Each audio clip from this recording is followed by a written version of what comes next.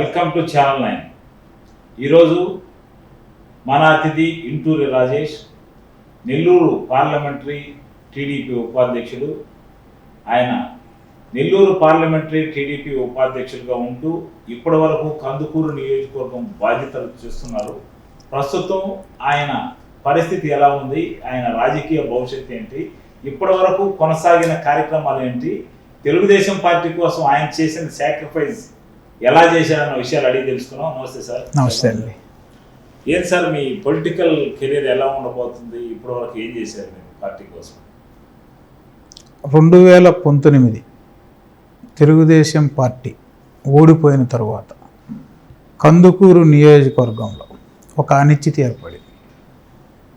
అప్పుడు దాకా ఉన్నటువంటి కార్యకర్తలందరూ కందుకూరు నియోజకవర్గంలో టీడీపీ పార్టీ కార్యకర్తలు చాలా బలంగా ఉంటారు. అటువంటి కార్యకర్తలు కొద్దిగా అయోమయ పరిస్థితిలో ఉండటం మనం గమనించి అప్పుడు దాకా ఉన్నటువంటి సీనియర్ నాయకులు పోతుల రామారావు గారు, దివి శివరాం గారిని కలిసి, సార్ ఇక్కడ నేను వెళ్ళి ఆఫీస్ పెట్టి ఏ చిన్న ప్రాబ్లం వచ్చినా ఒక దగ్గర కూర్చొని మాట్లాడుకునేదానికి ఏర్పాటు చేస్తాను సార్, దానికి మీ సహాయ సహకారాలు కావాలి సార్ అని వాళ్ళందరినీ కూడా అడిగి, వాళ్ళు కూడా మంచి సలహా ఇచ్చారు. ప్రతి మండలం వెళ్ళి అక్కడ ఉన్నటువంటి మండల పార్టీ అధ్యక్షుల్ని, గ్రామ పార్టీ అధ్యక్షుల్ని, మన పార్టీ సీనియర్ నాయకుల్ని ప్రతి ఒక్కరిని ముందల కలిసి ఆ తరువాత మీకన్నటువంటి నిర్ణయం వాళ్ళతోటి పంచుకొని మంచి ఆలోచన చేయి అని చెప్పి వాళ్ళు కూడా సలహా ఇచ్చారు. ఆ తరువాత నుంచి మనం ఇక్కడికి వచ్చి ఆఫీస్ వాళ్ళందరినీ కలిసి ఆఫీస్ ఒకటి పెట్టుకొని, అప్పటి వరకు మీరు ఏం చేశారు? అంతకుముందర మనం హైదరాబాద్లో రియల్ ఎస్టేట్ చేశాం. రామారావు గారు నుంచున్నప్పుడు రామారావు గారు మమ్మల్ని అందరినీ పిలిపించారు. ఈ రాష్ట్రంలో మళ్ళీ తెలుగుదేశం పార్టీ గెలవాలా, మీ అందరూ కూడా వచ్చి పార్టీ కోసం మీ గ్రామాల్లో మండల స్థాయిలో వర్క్ చేసి బాబు గారి కోసం అందరం పనిచేయాలని చెప్పారు. ఆయన పిలిపించినప్పుడు వచ్చి ఆ ఎలక్షన్లో మా శాయశక్తులు అందరం కూడా కృషి చేసాం. ఆ తరువాత జరిగిన పరిణామంలో మనం ఇక్కడ ఆఫీస్ పెట్టాం. అందరూ కూడా ఏ ఒక్కటి ఇబ్బంది వచ్చినా కానీ ఇక్కడ కూర్చొని పార్టీ కార్యక్రమాలు బాబు గారు పిలుపునిచ్చినట్టు కూడా మనం ఫాలో చేసాం. పంచాయతీ ఎలక్షన్ జరిగినాయి, దాంతోపాటు ఎంపీటీసీ ఎలక్షన్. దానిలో మీరు బాగా డబ్బులు బాగుంటుందండి. ఏ మేరకు? ఒకటండి, నేను ఆ రోజు వచ్చిన పరిస్థితుల్లో మన కార్యకర్తలందరూ కూడా మన ప్రభుత్వ హయాంలో ప్రతి గ్రామం సిమెంట్ రోడ్లు, గ్రావెల్ రోడ్స్, ప్రతి ఒక్క డెవలప్మెంట్ కూడా భారీ ఎత్తున బాబు గారు వర్క్లు ఇవ్వటం, ఆ కాన్స్టిట్యున్సీలో ఉన్నటువంటి ఎమ్మెల్యే గారు వాటిని రివ్యూ చేసి ఎప్పటికప్పుడు మానిటరింగ్ చేసి రోడ్లన్నీ కూడా ఇప్పించారు. బిల్లులన్నీ కూడా లాస్ట్లో ఆగిపోవడం జరిగింది.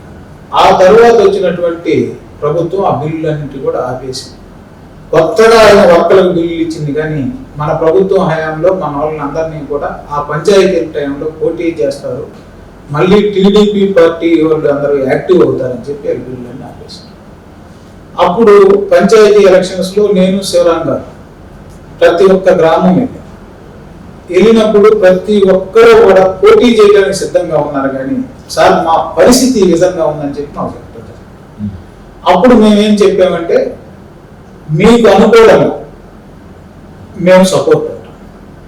పెద్దలు శివరాం గారు ఉన్నారు, మేము కూడా బాబు గారు ఆ రోజు చేసినటువంటి డెవలప్మెంట్లో హైదరాబాద్ మేము కూడా బాగానే ఉన్నాం. ఈ రోజు పార్టీ కష్టం వచ్చింది కాబట్టి మేము అండగా ఉంటా ఉన్నాం, మీరందరూ నిలబడండి, మేము ఉంటామని చెప్పి ప్రతి ఒక్కరికి ధైర్యం చెప్తూ అక్కడ ఉన్నటువంటి అవసరానికి తగ్గట్టుగా తెలిసే పంచాయతీకి ఏం సహకరించాలా, కానీ పార్టీ పటిష్టం కోరుకోకూడదు కాబట్టి పోటీ పెట్టేదానికి ఎంత ఖర్చు, అక్కడ ఉన్నటువంటి పరిస్థితుల్ని, అక్కడ ఉన్నటువంటి గ్రామ పార్టీ అధ్యక్షుడిని ఎవరైతే కంటెస్ట్ చేస్తారో ఆ వ్యక్తిని మేము బలపరిచి మాకు చేతనైనంత సహాయం ప్రతి పంచాయతీలో దాదాపుగా 75-80 పంచాయతీల్లో పోటీ పెట్టగలిగాం. మొత్తం 92 పంచాయతీలు. ఆ మేర అవసరాన్ని బట్టి చేసి ఎక్కడా కూడా ఇంకోటి కూడా వాళ్ళు అడిగారు, సార్ రేపు పొద్దున మీ ఇద్దరు వచ్చి రేపు పొద్దున మీకు ఇన్ఛార్జ్ రాకపోయినా లేక పార్టీ పదవులు రాకపోయినా మమ్మల్ని వదిలేస్తే ఈ రోజు మేము గెలవచ్చు ఓడిపోవచ్చు, మీకోసం మేము ఉంచున్నాం.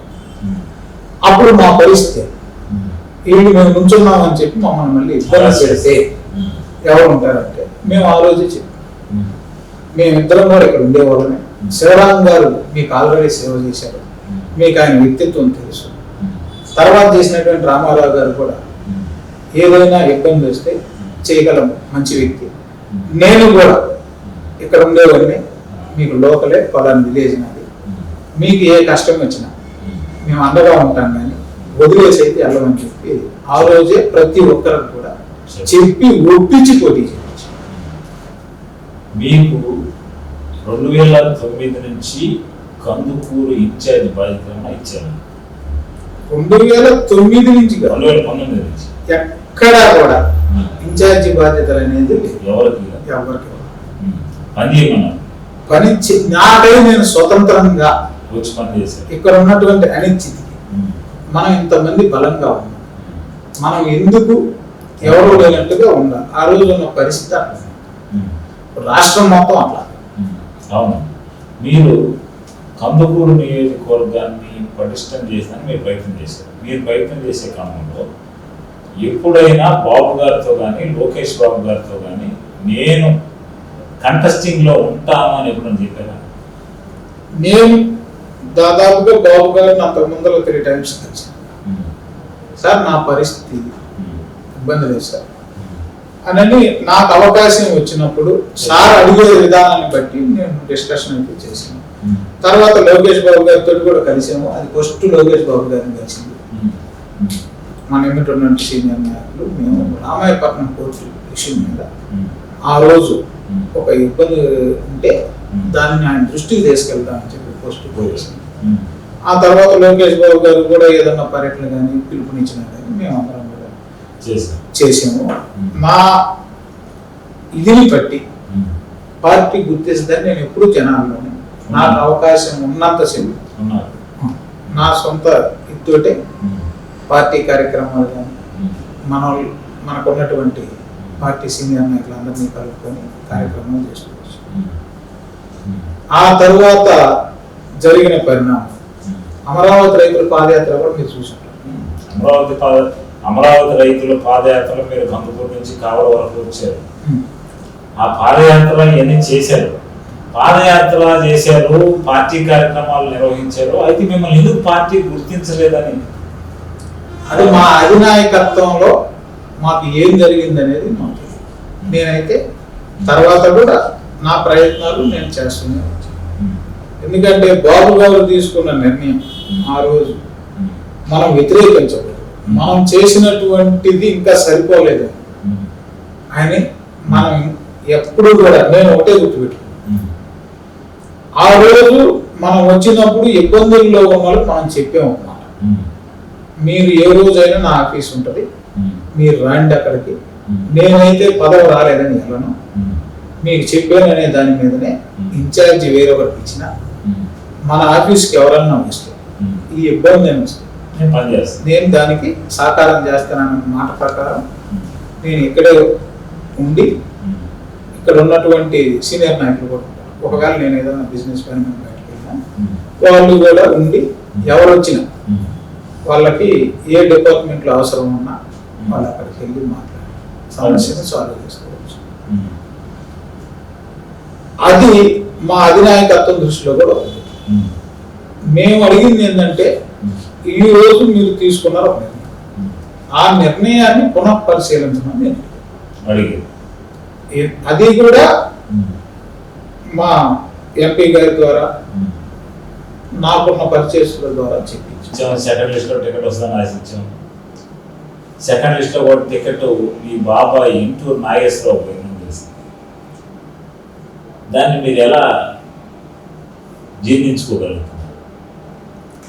సెకండ్ లిస్టు పోస్ట్ లిస్టు అనేది వెయిట్ చేయటం ప్రతి ఆశించే అభ్యర్థికి ఉన్న అవకాశాన్ని బట్టి మనందరం కూడా ఆశించిస్తాం. ఆ రోజు బాధ లేకుండా లేదని అయితే నేను చెప్పను. ఎందుకంటే ఇన్ఛార్జ్ ఇచ్చిన అప్పటికి పార్టీ కార్యక్రమాల్లో మనం కూడా ఏ బాబు గారు వచ్చినప్పుడు కానీ లోకేష్ బాబు గారు వచ్చినప్పుడు కానీ కార్యకర్తలు ప్రతి ఒక్కరిని కూడా ఉత్సాహంగా మన ప్రోగ్రామ్స్ కానీ ఎటువంటి ఇబ్బంది లేకుండా మన శాయశక్తుగా మనం పనిచేస్తూ వచ్చాం. మనకు ఉన్నటువంటి బలం కార్యకర్తలు. ప్రతి ఒక్క విలేజ్లో మీరు ఈరోజు వెళ్ళి అడగచ్చు, ఆ రోజు కష్టకాలంలో ఎవరున్నారు, ఎవరు వచ్చి మన ఇంటికి వచ్చారు అనేది ప్రతి ఒక్క ఇంట్లో ఈరోజు. నేను ఈరోజు టికెట్ వేరే వాళ్ళకి అనౌన్స్ అయిన తర్వాత నేను దాదాపుగా 3-4 రోజులు నేను అందుబాటులో లేను. దాదాపుగా ఇక్కడ నుంచి ప్రతి విలేజ్ నుంచి అన్న మీరు చిన్నోళ్ళు పెద్దోళ్ళు మాకు ఆ రోజు ఇబ్బంది ఉన్నప్పుడు మా ఇంటికి వచ్చి పనిచేశారు, మాకు ధైర్యం ఇచ్చారు, మేమందరం నీకోసం ఉన్నాం, నువ్వు బాధపడి ఎక్కడో ఉండాల్సిన అవసరం లేదు, మీరు ఇక్కడికి రాండి, మేమందరం ఉన్నాం, మేమందరం సలహాలు తీసుకున్నాం, మంచి నిర్ణయం తీసుకున్నాం అని చెప్పి ప్రతి ఒక్కరు కూడా ఫోన్ చేస్తే, అట్లా లేదమ్మా నాకు ఇబ్బంది అయినప్పుడు తప్పకుండా మీకు నేనున్నా నాకు మీరున్నారు, నేను వస్తున్నానని చెప్పి మన సోమవారం రోజు వస్తే ఆ రోజు మీరు వచ్చి ఉంటారో లేదో వచ్చి ఉంటారు అన్నారు, మీరు చూసి ఉంటారు. పెద్ద ఎత్తున మహిళలు యువత వచ్చి ప్రతి ఒక్కరూ కూడా కంటెంట్ నీళ్ళు పెట్టుకొని అన్న మీరు ఉండండి అని అంటే నేను ఒకటే చెప్పాను. ఈ రోజు తీసుకున్న నిర్ణయం మన అధిష్టానం తీసుకుని బాబు గారు మళ్ళీ పునరాలోచిస్తారు, మనం ఎవరం కూడా అధైర్యపడద్దు. నేను ఇక్కడ ఉన్నటువంటి సర్వేలలో రాలేదేమో అని చెప్పి నాకు డౌట్. ప్రతి ఒక్క ఇంటికి వచ్చి మన టీడీపీ కార్యకర్తని కలిసి వాళ్ళ నిర్ణయం తీసుకొని, ఈరోజు అందరూ రాలేకపోవచ్చు, ఎవరు అవసరం ఎవరు పనులు ఉంటాయి కాబట్టి నేను రేపటి నుంచి వచ్చి కరేడ్ నుంచి ప్రతి ఒక్క ఇంటికి వచ్చి అందరి నిర్ణయాలు తీసుకొని పార్టీకి అనుకూలంగా బాబు గారి దృష్టికి తీసుకెళ్ళి మనకు న్యాయం జరిగేదానికి మనం ప్రయత్నం చేద్దాం. మనం తొందరపడి ఎటువంటి నిర్ణయం తీసుకోవద్దు, మీకు బాధ ఉంది నాకు బాధ ఉంది అని చెప్పి ప్రతి ఒక్కరికి కూడా నేను హామీ ఇచ్చి ఈరోజు ఈవినింగ్ నుంచి ఫస్ట్ కందుకూరు 20వ వార్డులో ఇంటింటికి వెళ్ళి ప్రతి ఒక్క కార్యకర్త డోరు తట్టి ప్రతి ఒక్కరిని పలకరిద్దామని ప్రోగ్రాం స్టార్ట్ చేస్తాం. ఒక రకంగా దీన్ని ఎన్నికల ప్రచారం అని మేము భావించచ్చా? ఈరోజు మనకి దాదాపుగా ఎలక్షన్ వచ్చినట్టే, 52 రోజులు 53 రోజులు మాట్లాడాం. రేపు అప్పటికప్పుడు మనం వచ్చి పరిగెత్తి చేసేది కాదు ఎలక్షన్. మనకున్నటువంటి అవకాశం మనం ఎందుకు వెనకబడ్డామనేది తెలుసుకోవాలనేది నాకు. దానికి మనం ఎక్కడ కూర్చొని లేక ఏరేది ఎక్కడ ఉండి నేను ఎప్పుడూ కూడా ఆ టైప్ రాజకీయం చేయాలి. జనాల్లో ఉన్నాం, జనం నచ్చితేనే మనం ముందరకు వెళ్తాం, లేదు అన్నా అంటే ప్రశాంతంగా ఉన్నాం. కానీ ఏదైనా ఆ రోజు మనం చెప్పాం, దానికి అనుకూలంగా జనం ఏదైతే మాట్లాడతారో దాని ప్రకారం పోతామని ఈ రోజు మనం జనాల్లో ఉన్నాం. మా సొంత నిర్ణయం అంటూ తీసుకోవడానికి లేదు. ఒకవేళ జనం మీరు ఇండిపెండెంట్ గా పోటీ చేయమంటే నేను ప్రతి ఒక్కరికి కూడా నేను చెప్పింది అది, మనం బాబు గారు సీనియర్ నాయకుడు, మంచి నిర్ణయం వస్తుంది. ఎందుకంటే ఈ రోజు ఇంతమంది జనం, ఇంతమంది ఇక్కడికి వస్తే మీరు చూసి ఉంటారు, మాజీ మండల పార్టీ అధ్యక్షులు, మాజీ ఎంపీపీ, ప్రజెంట్ ఉన్నటువంటి సర్పంచ్, ప్రతి ఒక్కరూ కూడా వచ్చారు, వచ్చి వాళ్ళ సలహాలు ఇచ్చారు. నేను ప్రతి ఒక్కరికి కూడా ఏం చెప్పాను, మనం తొందరపడాల్సిన అవసరం, సర్వేలు గెలిచే అభ్యర్థిని బాబు గారు ఎంచుకుంటారనే విశ్వాసం. కాబట్టి మనం ఎటువంటి ఆలోచన చేయాలి, మనం పని చేయాలి. ఆశ బాబు గారు నిర్ణయాన్ని పునఃపరిశీలించకపోతే మా అధిష్టానాన్ని మనం ఎదిరించలేము. బాబు గారు ఏది చెప్తే అది చేద్దామనే నిర్ణయంతో మేము. ఒకవేళ బాబు గారు నేను నిర్ణయించిన అభ్యర్థికి మీరు సపోర్ట్ చేయండి. ఇప్పుడు నేను ఏమడుగుతున్నానంటే సార్, ఇక్కడ ఉన్నటువంటి వాస్తవ పరిస్థితులు తెలుసుకోమని నేను అడుగుతున్నాను. అది నా ఒక్కరిదిగా, ఇక్కడ ఉన్నటువంటి కార్యకర్తలు అట్లా కాదు అని అధిష్టానం ఆలోచిస్తుందని నా ఉద్దేశం. మనం ఎందుకు ముందల్ని ఇది జరిగిద్ది అని అనుకోవాల్సిన అవసరం లేదు కదా. నేను మన వాళ్ళందరికీ అదే చెప్పాను. మీ అభ్యర్థన ఒక ఎంపీ ద్వారా చెప్పాను. ఎవరు ఎంపీ? వేమిరెడ్డి గారికే చెప్పాను. సార్, మీరు కూడా పోటీ చేస్తున్నారు కాబట్టి ఇక్కడ ఉన్నటువంటి మాజీ సీనియర్ నాయకులు ఉన్నారు, ఇద్దరు శాసనసభ్యులు, వాళ్ళు సార్ వాళ్ళు ఇక్కడ ఉన్నటువంటి సీనియర్ నాయకులు ఉన్నారు. ఎవరైతే మంచి మెజారిటీ వస్తుంది ఆ అభ్యర్థిని మీరు గుర్తించి సార్ దృష్టికి తీసుకెళ్ళాలి సార్ అని చెప్పి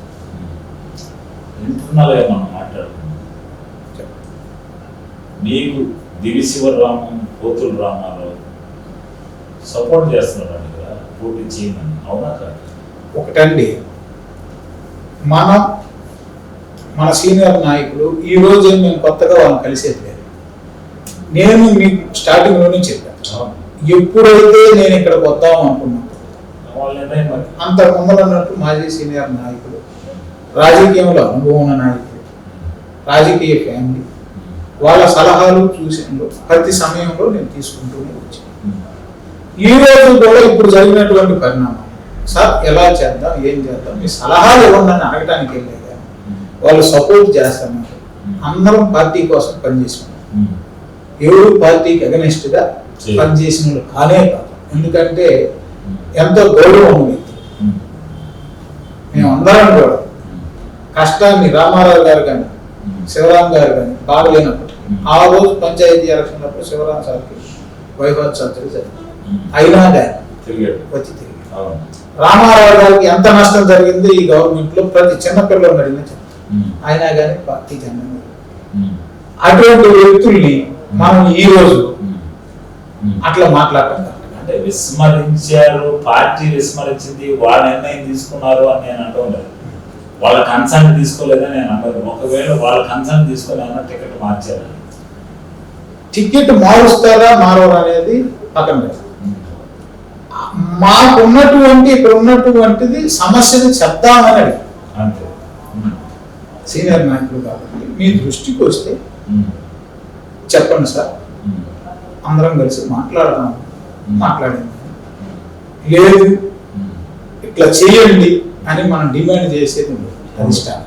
వాళ్ళు సలహా ఇస్తే నీ దారిని చూడు, మనకు ఒక స్టాండ్ ఉంటుంది అని చెప్తే ఒకటండి, అంత దాకా రాలా.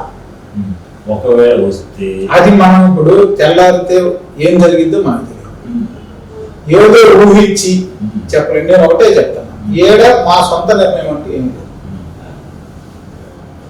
ఎలక్షన్ అంటే జనాభిప్రాయం మేరకే ఏదైనా చేయాలి. కానీ మన సొంతంగా నిర్ణయం తీసుకుంటే మీకు తెలుసు ఏం జరిగింది. నేను జనాభిప్రాయం ప్రకారమే, జనం అందరూ మీ వైపు ఉన్నారు కాబట్టి, జనం ఆయన వైపు లేరు కాబట్టి మిమ్మల్ని సపోర్ట్ చేస్తే మాకు రాజేష్కి మేము టికెట్ ఇస్తే మేము ఓట్లు వేస్తాం, మరొకరికి వేయమని వాళ్ళు చెప్తే చంద్రబాబు గారు మార్చకపోతే ఏంది పరిస్థితి? ఒకటండి, బాబు గారు ఇంతమంది అభిప్రాయం చెప్పినప్పుడు ఎవరైతే గెలుస్తారో ఆ అభ్యర్థిని ఎంచుకుంటారు. కానీ నా మీద శత్రుత్వం ఎందుకుంటారు?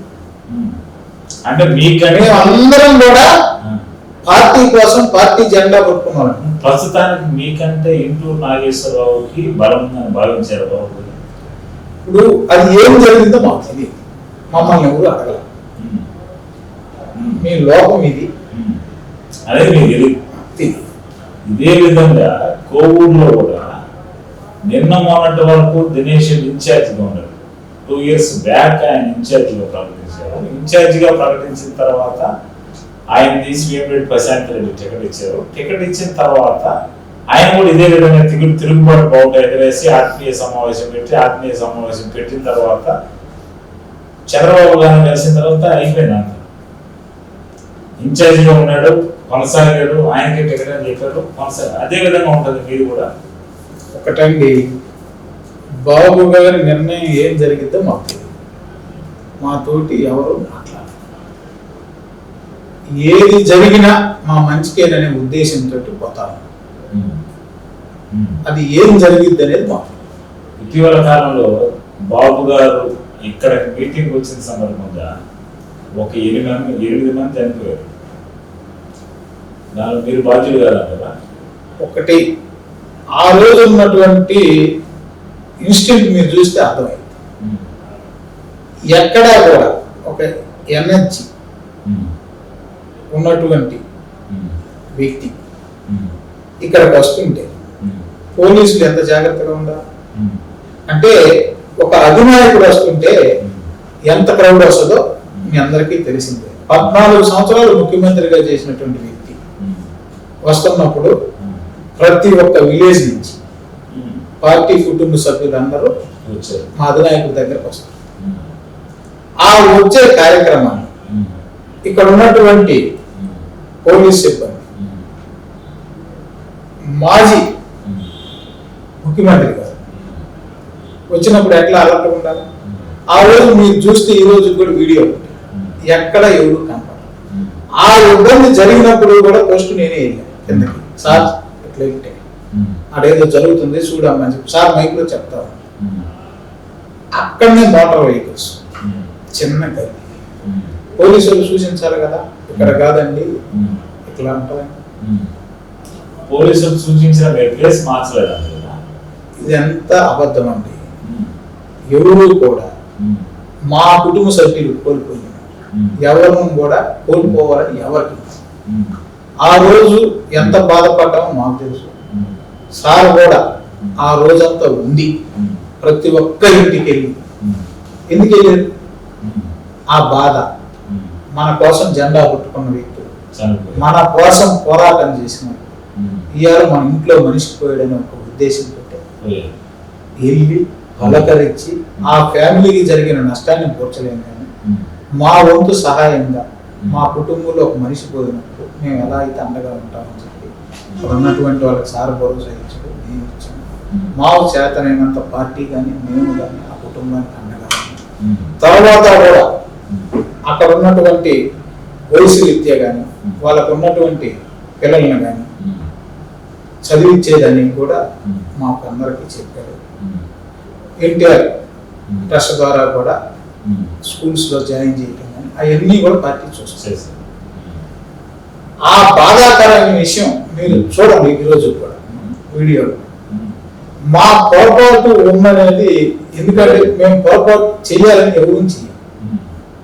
అనుకోకుండా జరిగిన సంఘటనలో మొత్తం కూడా డిపార్ట్మెంట్ మీరు చూస్తే అర్థం.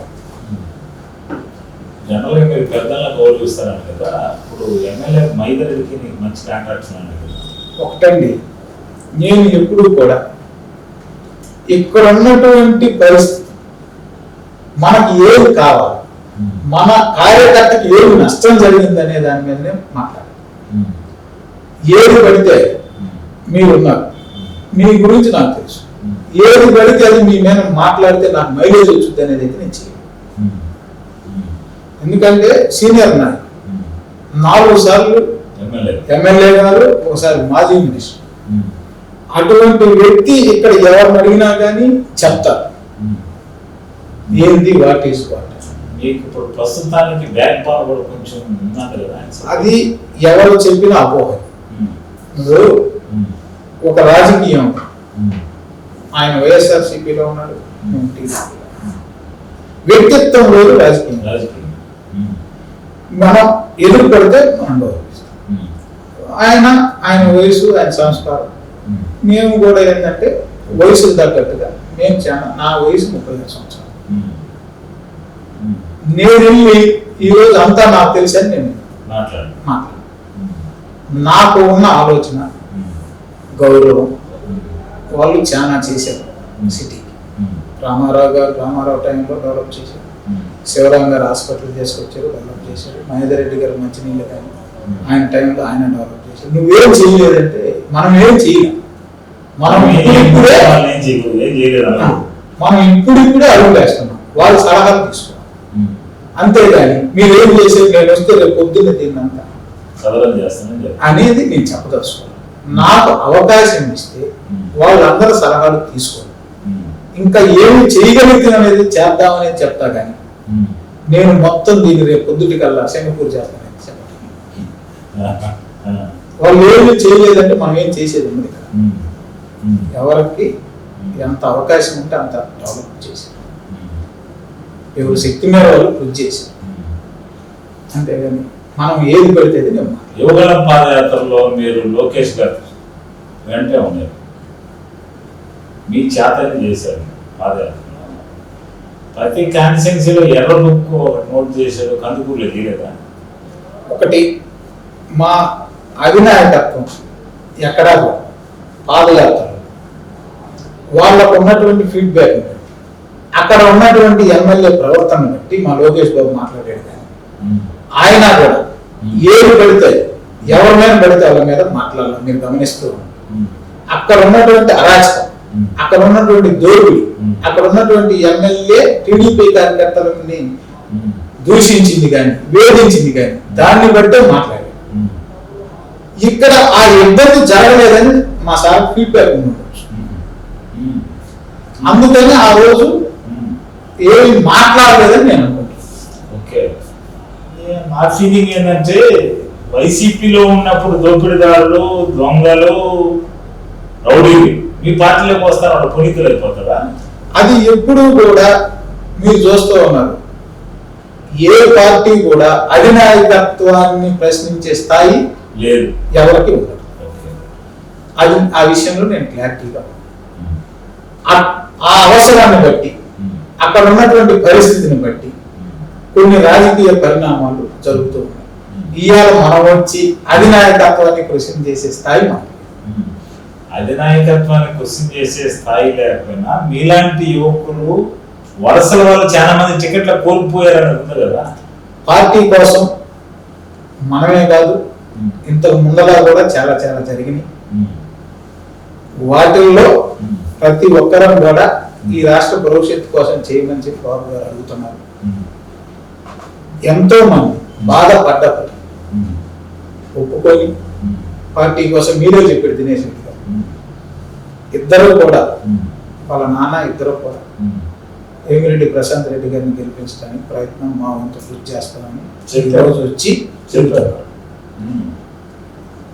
ఆడ జరిగిన పరిణామం బయటికి తెలియదు, బాధ ఉండొచ్చు. సార్ సముచిత స్థానం కల్పిస్తానని ఒప్పించి రాష్ట్రం కోసం సార్ కూడా ఈ వయసులో రేతిరింబగుళ్ళు తిరుగుతా ఉన్నారు అనేది ప్రతి ఒక్కరు గమనించి ఆయనకి మీకు అలాంటి పిలుపు ఏమన్నా వస్తుందని భావిస్తున్నారా? ఏదైనా వచ్చిందా? ఒకటండి, నాకు వస్తుందా రాదా అని నేను చూడాలి. నేను ఎందుకు వెనకబడ్డానని తెలుసుకోవడానికి తప్పించి నేను ఏదన్నా పొరపాటు చేశాను, నా గుండా ఏమన్నా ఇబ్బంది జరిగిందా అనేది తెలుసుకోవాలని మన కార్యకర్తలు పిలిస్తే వచ్చాను. ఇప్పుడు మన వయసు తక్కువ, తెలుసుకోవాలి. రాజకీయంలో ప్రతి అడుగు నిలబడాలి. తెలుసుకుందాం, తెలుసుకొని మనం అడిగే సమస్యను కానీ ఒక్కడి నుంచి వచ్చే కార్యకర్త నుంచి ఎదురయ్యేది మనం బేరీ చేసుకున్నప్పుడు మనది ఏముంది ఏం లేదు, మనం ఎందుకు వెనక్కి అనేది తెలుసుకుంటే భవిష్యత్తుకు ఉపయోగపడుతుంది అనే దాని మీద ఈరోజు వాళ్ళందరూ రమ్మన్నారు కాబట్టి వచ్చి స్టార్ట్ చేస్తాం. రేపు జరగబోయే ఎలక్షన్ లో బ్యాలెట్ పేపర్ లో మీ పేరు ఉంటుందా లేదా? అది మా అధినాయకత్వం చూసుకుంటది. నాకు మీ కాడికి కరెక్ట్ ఆన్సర్ రావడం, మీ అధినాయకత్వం చూసుకుంటుంది. మీ అధినాయకత్వం చూసుకుంటుంది కాబట్టి టికెట్ మార్చింది. కానీ మీ ఒపీనియన్, మీ అధినాయకత్వం లేదు, నువ్వు ఎక్కడ మీరు పోటీలో వద్దు, మీకు కార్పొరేషన్ ఇస్తామంటే నేను ఒకటండి, నేను ఈ రోజే పదవి కోసం వచ్చినాను. ఓకే, నేను పార్టీ కోసం వచ్చి పార్టీ నిర్ణయం కోసం లాస్ట్ గంట దాకా వేచి చూసేవాడిని కాదు. ఎటువంటి నిర్ణయం తీసుకుంటారు ఆ విషయంలో క్లారిటీ నాకు మంచి జరిగిద్దనే ఉద్దేశంతో కూడా, ఎందుకంటే శత్రువులకు కూడా హాని చేద్దామనే మనస్తత్వం నాకు కాదు. ఏది పడితే అది మాట్లాడే వ్యక్తిని కాదు.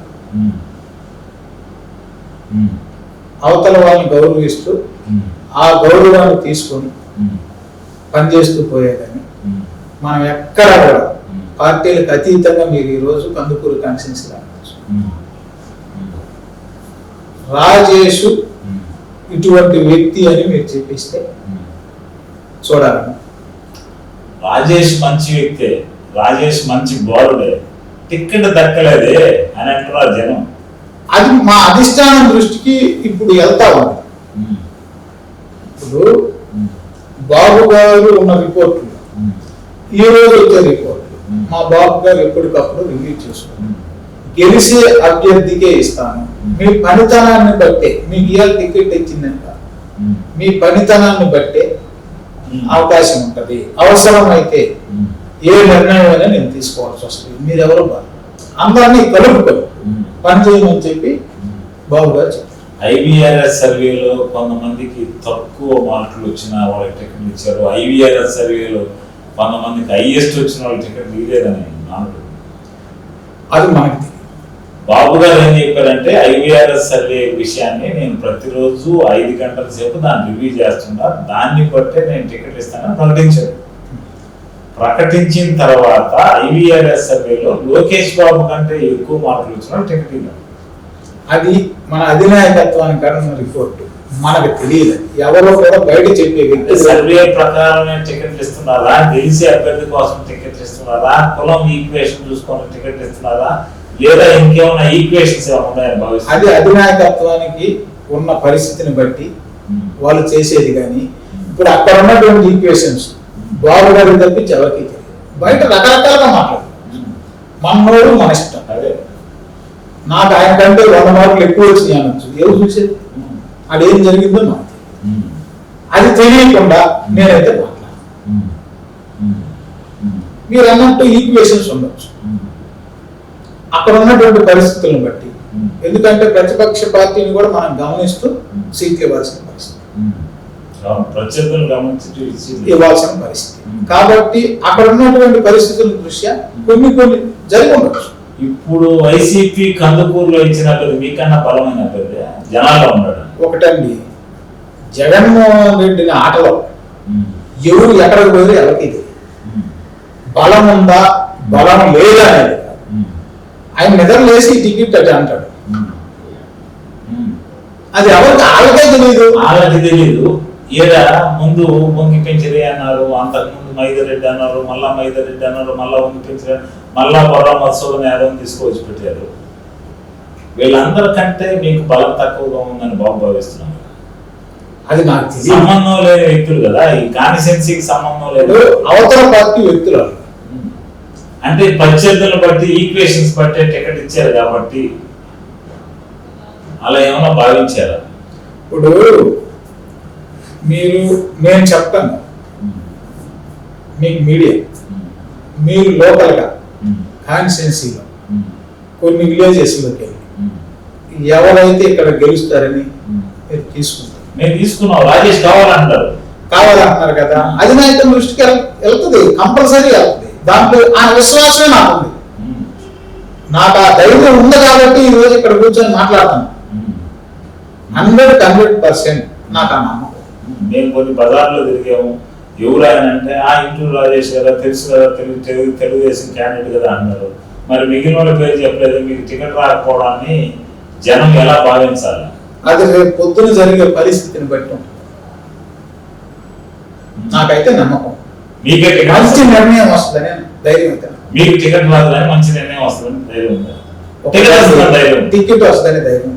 ఓకే, ఇది ఈనాటి ఇంటూరి రాజేష్ మనోగతం.